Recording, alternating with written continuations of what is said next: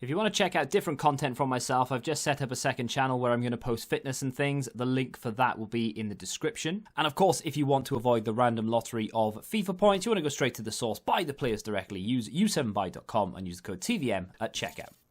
What is going on, guys? TVM here. Welcome back to the Norwich City career mode.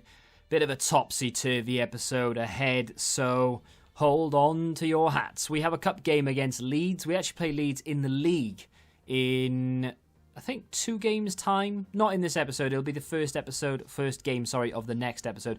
Much change side for us because it's a cup. Chevalier comes in, Bella Kotchap, Gravenberch gets his first start, Sangar gets a break, Cyprian comes in.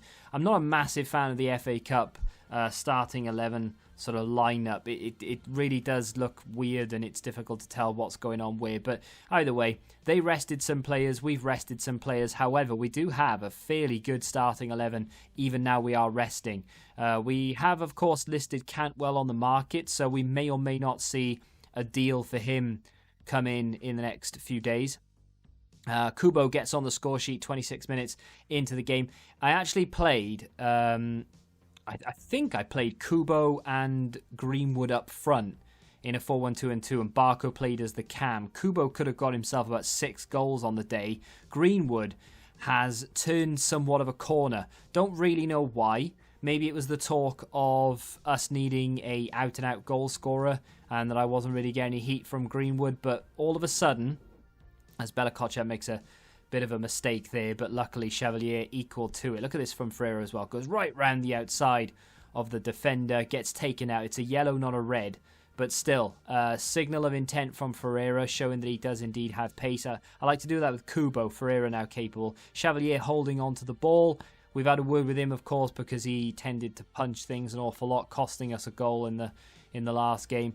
Kubo through on goal here, 72 minutes in, and slots it home very comfortably. Gravenberch gets himself an assist as well, so everyone's happy.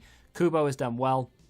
Gravenberch gets a goal contribution, and then we can see out the rest of the game. Buendia comes on. He's since come to me, actually, I think it was after this game, and said that he needs more game time. Otherwise, he's going to have to look elsewhere for his football. So, unfortunately, I can't really guarantee Buendia for... Well, it's not that I can't guarantee it. I mean, I 100% can't guarantee that he's going to get first-team football to the point where he's not going to get it at all. Morales scores, makes it 2-1. It's too little too late for Leeds. They crash out of the FA Cup, and we march on, so that's good news. Like I said, Buendia may or may not be leaving the club soon because of his... it's his own, not his own fault. It's just, he's come to me and said, look, if you can't play me, I'm off. Speaking of which, Cantwell, he wasn't unhappy, but Wolfsburg have come in for him. Interesting club. We've negotiated back and forth. We agreed on 13.5 million.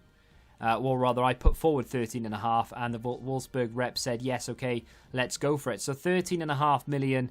And Cantwell has gone. He's now been sold. He is now a Wolfsburg player. Interesting to see how well he'll do for them. We have around 11 million extra in the bank, I believe. We've already bought Gravenberch, so we should be back up to around 18 million available. Buendia is worth closer to 20, by the way, and he said that he wants to leave if I can't guarantee first-team football. Well, with the likes of Barco, Jonathan David, Gravenberch coming into the team now as well, as, Greenwood is still there, Ferreira is there, Kubo. We have an awful lot of attacking options. Gravenberch isn't really an attacking player, but Buendia has played central midfield before.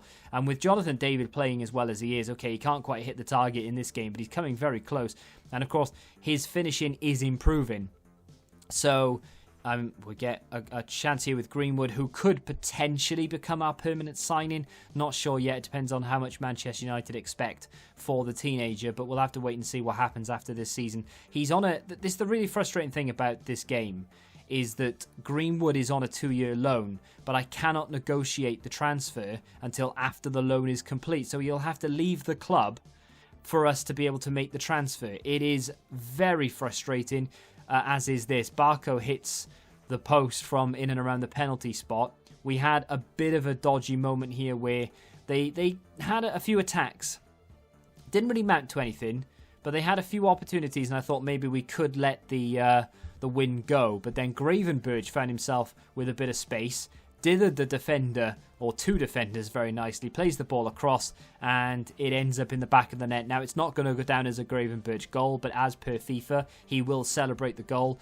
He's not going to get an assist for it either, which is a bit unfortunate. It does just go down as an own goal. Either way, Gravenberch, in my opinion, to thank for that goal, because were it not for the dangerous ball across, it wouldn't have gone in. Then we play our bogey team, and that is, of course, Brighton and Hove Albion. Now, Brighton is... I don't even know how to explain it, really. Brighton don't have a particularly great side. They are building something decent. They've got an okay team. They have some dangerous players. But we have a team better. They are not competing for the same positions we are. We should, theoretically, be brushing these aside with the way that we've been playing recently. However, Brighton, as you know, bit of a bogey team. Greenwood, on fire right now, cannot stop scoring goals. Barco turns provider. Greenwood gets on the score sheet for, I think, the third or fourth game in a row. I forgot Baron Ataya as well. He is another player that will compete for Buendia's place. Greenwood gets in again here in near post against the AI. Doesn't seem to work very well for whatever reason. We need to go across the goal, so I'll have to bear that in mind going forward.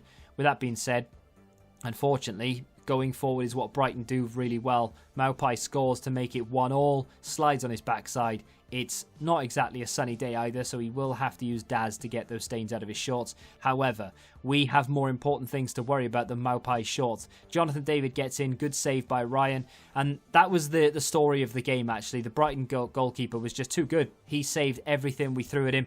Good bit of football there from Kluivert, who is in from Roma, of course, Justin Kluivert.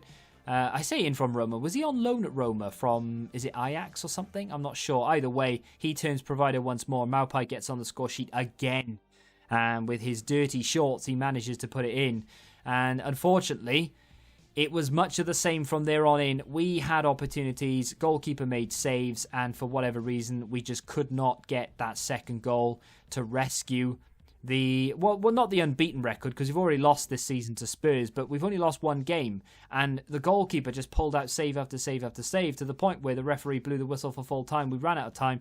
We weren't able to capitalise on chances that we had. The Brighton fans don't seem that happy that they've just beaten a team that don't lose that often, and there we go. Unfortunately, we have now lost 2 this season, and that, in the fact that we've only lost 2 games this season, we are 7th. We do have a game in hand over Manchester United and Liverpool, which is some consolation, although Liverpool are 10 points clear of us, so not really that big a deal.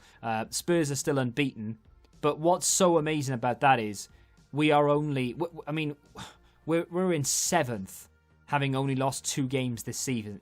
It's the amount of draws that we've been picking up. We need someone up front who can score goals galore.